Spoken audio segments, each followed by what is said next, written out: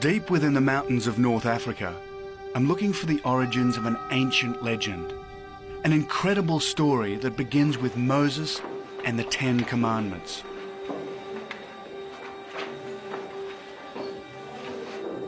It's about an object so sacred, it can only be viewed by the most pure Christians. It's so dangerous, it can destroy cities, spread plague, and burn people alive.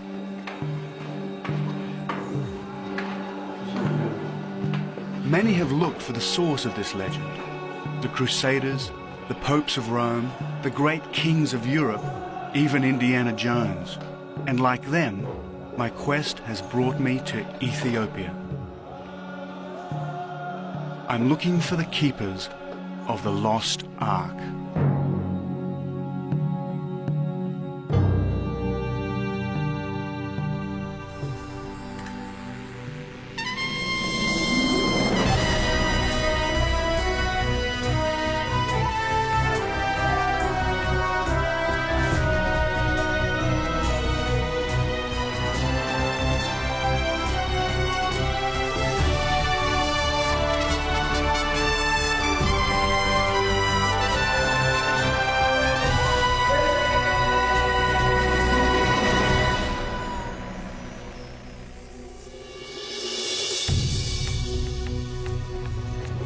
My name is David Adams. I'm a photojournalist. And while I travel to many strange corners of the earth, I don't normally get a reception like this.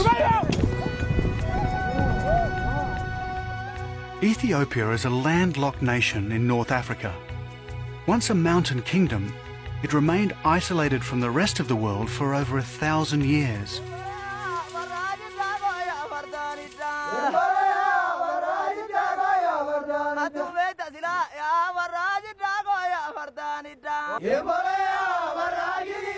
Ethiopia is the only African nation never to be colonized, thanks to warriors like these.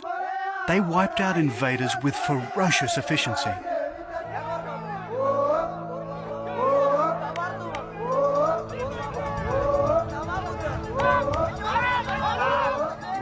And this is how they developed battle courage. It's the ancient sport of quacks.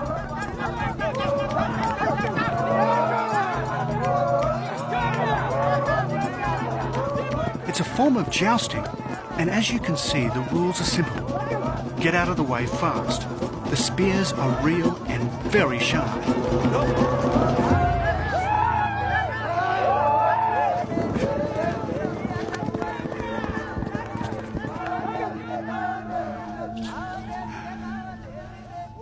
That was incredible. Never been chased like that in a horse ever. It's no wonder that Ethiopia has never been really occupied with guys like that chasing the people out of here. Just fantastic. Oh.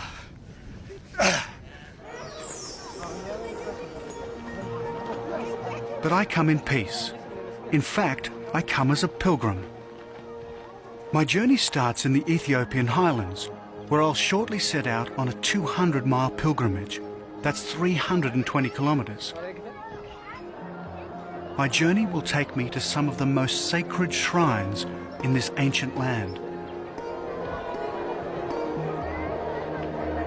First stop is the town of Lalibela, where thousands of pilgrims are gathering for Christmas.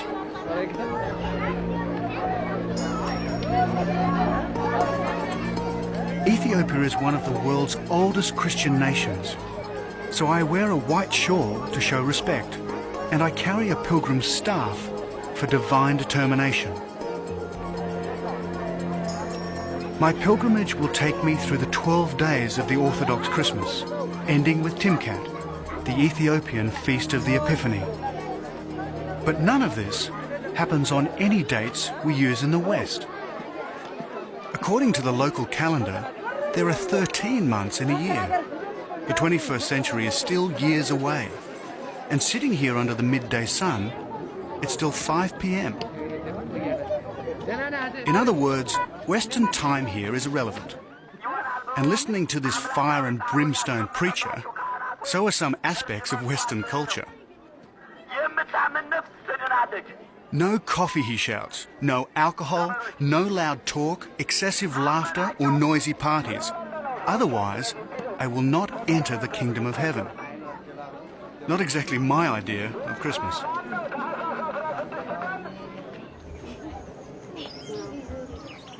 So to help me on my pilgrimage and guide me through this fundamental Christian country, I need expert help. I find it in this humble Lalibela home. So all these people just come from the street, you invite them in? Yeah, I invite them in my home. That's lovely. And then everybody does that for Christmas? This Sure. is the custom? Yeah, it's the custom, it's our culture, yeah. This is Ishitu, his wife Ababa, And then these people... and her cousin Tete. Tomorrow we leave on a family pilgrimage to the ancient city of Gonda. And these people have come from how far away? They came almost 7 days and 8 days from... They came from different parts Really? of Ethiopia. Thank you. This looks like it This would is feed our me for the tradition, day. yeah. This is holy bread. It's astonishing charity in a country so desperately poor. January 7. So out of respect, and despite the warnings of the fire and brimstone preacher, I try some of Ishitu's beer. Now it looks like Australian beer.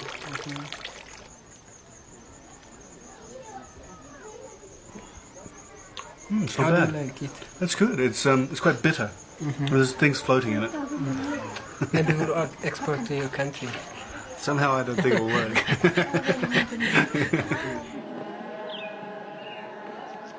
Before I set off as a pilgrim, I must learn more about Ethiopian belief.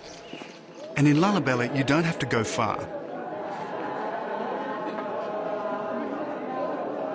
Here, the church is a thriving institution. 1 in 5 Christian males is a deacon or a priest.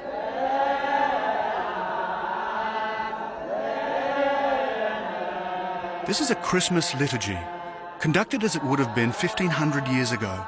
The chanting, the robes, the mysticism all belong to the deep biblical past.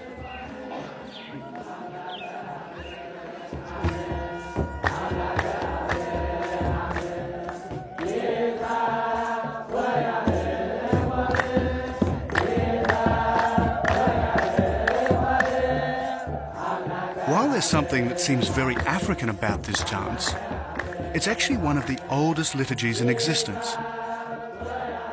It has its roots in the days when Christianity was a radical Jewish sect.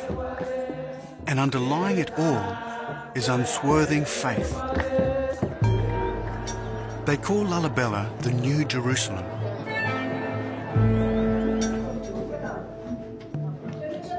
There are 11 of these churches here dating from the 12th century, and all of them are carved by hand out of solid rock.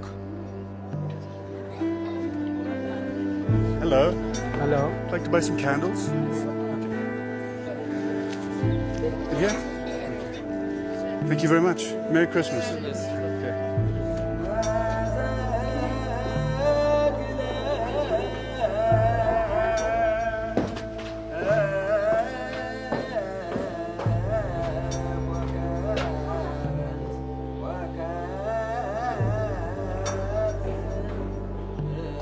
The churches are connected by a maze of tunnels. Over the centuries, they've been turned into catacombs. All around me are the bodies of long dead monks, skin and bone preserved in the dry mountain air.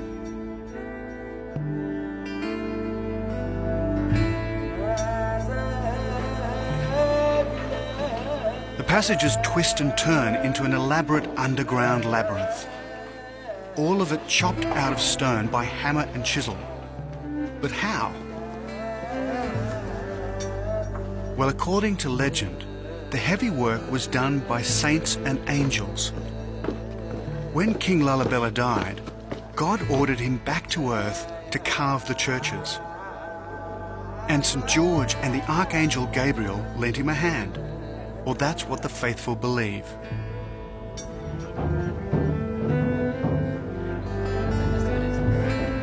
Here in Ethiopia, faith is an obsession. This woman has travelled for days to be rechristened at the Church of St. George.